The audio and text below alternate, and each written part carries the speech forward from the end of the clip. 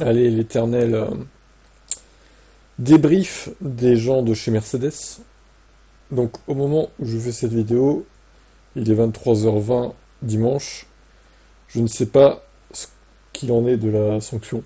Donc peut-être qu'elle est déjà tombée au moment où je publie cette vidéo parce que je la mets le lundi matin. Donc voilà, à voir. En tout cas, il n'y a pas de news pour l'instant. Je sais pas ce qui va se passer pour eux. Russell, une course intense, nous avons beaucoup de choses à apprendre et à débriefer. J'ai pris un bon départ, j'ai été surpris par le rythme du premier relais. Nous n'avions pas la bonne pression de pneus et nous attendions à ce qu'elle baisse. C'était donc encourageant lorsque la VSC est arrivée avec la forte pluie, j'étais en faveur de rester sur la piste car je pensais qu'il y aurait un drapeau rouge. C'était comme conduire point par point avec de l'éco-planning à la ligne droite. Je me suis arrêté au stand et Lando Norris aussi. On a terminé P4 et P6 à l'arrivée tandis que les voitures qui sont restées sur la piste nous ont devancés. Mais il est facile de prendre une décision après la course. Nous sommes tous dans le même bateau. Essayant de prendre les meilleures décisions avec les informations dont on dispose, je pense que nous aurions pris la P4 au début du week-end. Mais bien sûr, si nous étions qualifiés P2 et après avoir roulé en tête pendant la première moitié de la course, il est difficile de ne pas regretter l'opportunité qu'on a manquée aujourd'hui. Une course très difficile pour Hamilton et probablement l'un des week-ends de course les plus difficiles de la saison pour être honnête. La voiture était difficile à piloter tout le week-end. Elle n'a pas réussi à se connecter à aucun moment pendant la course. Mais même avec les résultats d'aujourd'hui, il est difficile de repartir déçu car les fans sont incroyables. Une journée tellement inhabituelle avec la séance de qualification très tôt. Il faisait la queue dès 4h du matin ce matin. Et vous ne pouvez tout simplement pas battre cet engagement et cette positivité, quel que soit le résultat en piste. C'était tellement émouvant de conduire la voiture de Senna devant eux tout ce matin et de me connecter avec l'enfant de 5 ans en moi. C'est un moment très spécial et je suis très reconnaissant que nous ayons pu y arriver aujourd'hui, malgré les conditions. Bon, il s'est pas étalé sur sa course, hein, Lewis, évidemment.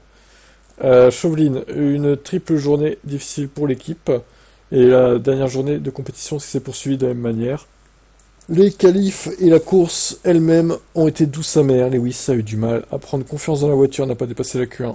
George a pu prendre confiance en particulier dans l'air-train et a pris une solide P2 sur la grille. Le départ avorté a conduit à des circonstances inhabituelles, mais lorsque la course proprement dite a commencé, George a couru fort en tête du peloton jusqu'à ce que la VSC sorte en même temps qu'une forte averse de pluie. Nous voulions profiter de cette opportunité pour changer ses pneus intermédiaires usés et avons été suivis dans les stands par Norris depuis la deuxième place, tandis que Verstappen et Pilote Alpine sont restés en piste. Putain, lui, il nous résume toute la course. On l'a vu, hein, Andrew. On l'a vu, la course. C'est pas la peine de tout nous raconter, hein. Il me fait rire, à chaque fois, lui, il nous pond des pavés, là. Lorsque la course a repris avec tout le monde en pneu neuf, George a pu dépasser Leclerc pour ce ICP4, mais ensuite, comme nous l'avons vu, il s'est retrouvé coincé derrière une voiture finalement plus lente. Il n'a pas pu dépasser son DRS. Ce fut la même histoire pour Lewis un peu plus loin. Et c'est là qu'on voit qu'au final, les Mercedes, elles sont assez mauvaises parce qu'il leur faut le DRS absolument, contrairement à la Red Bull, pour dépasser. Et oui, alors après, attention. Tout le monde s'extasie sur Verstappen, mais il avait un moteur neuf.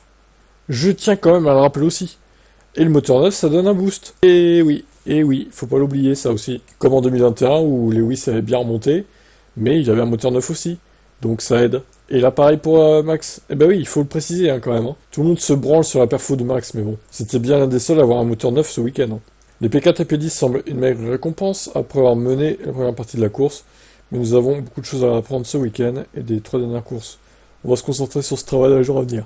Ah, il n'y a pas Toto Wolff au final. Bon. Bah ok, très bien. Alors ils mettent Wolff dans le titre, mais il était pas là. Hein. Attends, je l'ai peut-être coupé au début. Bah non, il est pas là. Hein. Ils l'ont pas mis, ou alors c'est un oubli, je sais pas. Mais Toto Wolff n'a pas le droit à la parole. C'est un compétent notoire, qui sabote la voiture de Lewis.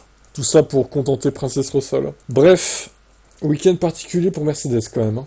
Mais allez, on verra ce que ça donne dans 3 semaines à Las Vegas.